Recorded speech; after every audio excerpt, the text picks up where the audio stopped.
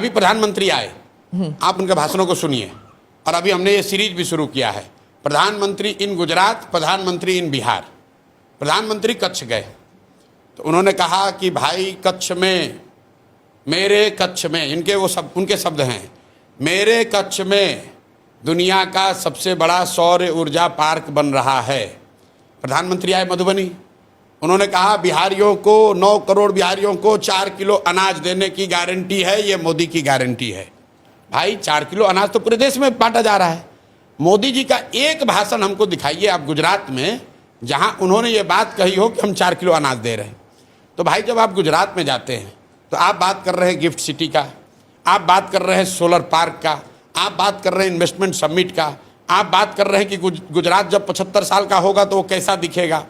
और जब आप बिहार में आते हैं तो आप कहते हैं हम आपको 4 किलो अनाज दे रहे हैं, हमने अयोध्या में मंदिर बना दी, हमने पाकिस्तान को 4 टुकड़ों में बांट दिया।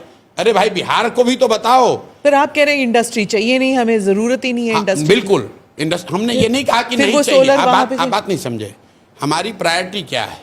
हमारी पहली प्रायोरिटी है कि मुझे यहाँ से पूंजी का पलायन रोकना है।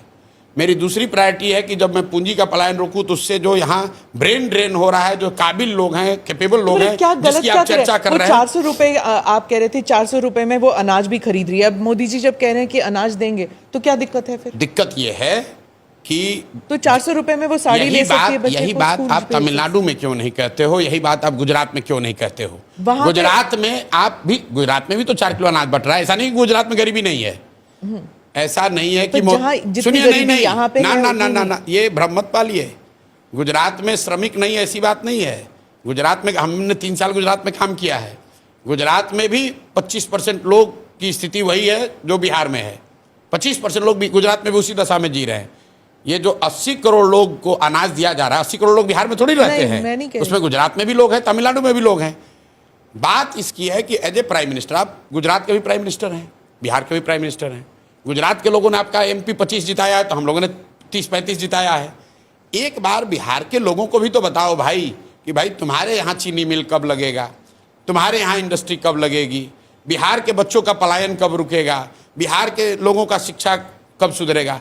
बिहार में आप वो बात ही क्यों नहीं करते? काम नहीं कर पाए वो छोड़िए, उसका बात भी नहीं कर रहे हो, क्योंकि ये प्री नोशन है कि बिहारियों को क्या चाहिए भाई, 4 किलो अनाज दो। मधुबनी में आए मोदी जी, तो सुनिए ना सुनिए, मोदी जी आए अभी मधुबनी में, उनके मुंह से निकल गया या उनके लिखने वालों ने गलती कर दी।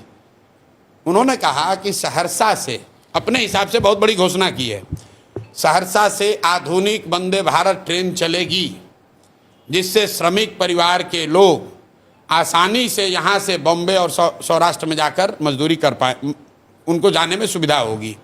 अब बताइए ये कितनी गलत बात है कि मोदी जी ये कह रहे हैं कि बिहार के बच्चों को मजदूर बनकर सौराष्ट्र और मुंबई में काम करने के लिए एक और बढ़िया ट्रेन खोला जाएगा।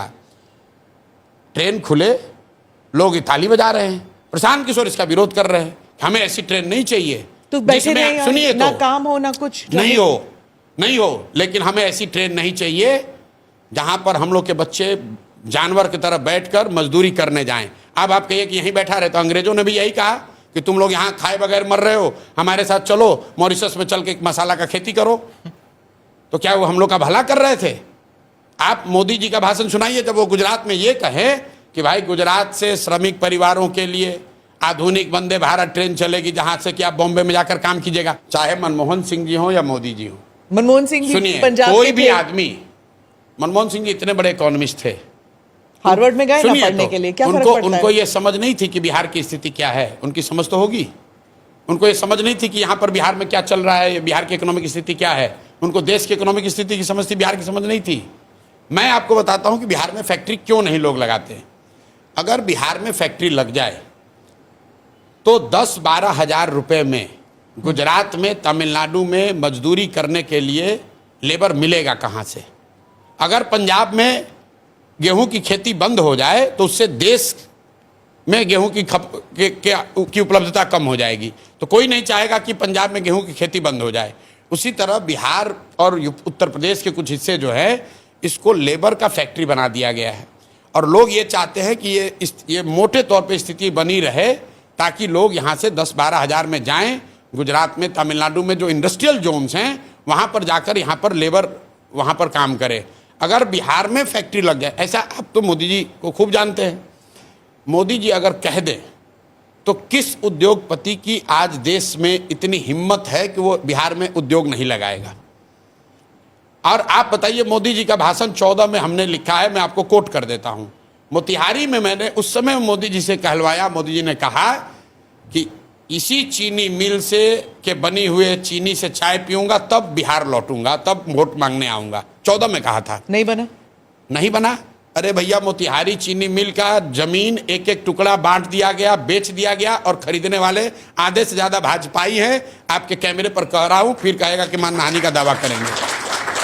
आधे से ज्यादा मोदी जी के पार्टी के लोगों ने उस मिल के जमीन को बेच लिया, हड़प लिया। उसके बाद मोदी जी वहां 4 बार गए, लेकिन गलती मोदी जी की नहीं है, गलती बिहारियों की है, मोतिहारी के लोगों की है। क्योंकि 14 के बाद 3 चुनाव हुआ और तीनों बार भाजपा को ही मोतिहारी में फिर जिता दिया। और इस बार नहीं जिताएगा, इस बार सबक सिखाएगा उनको।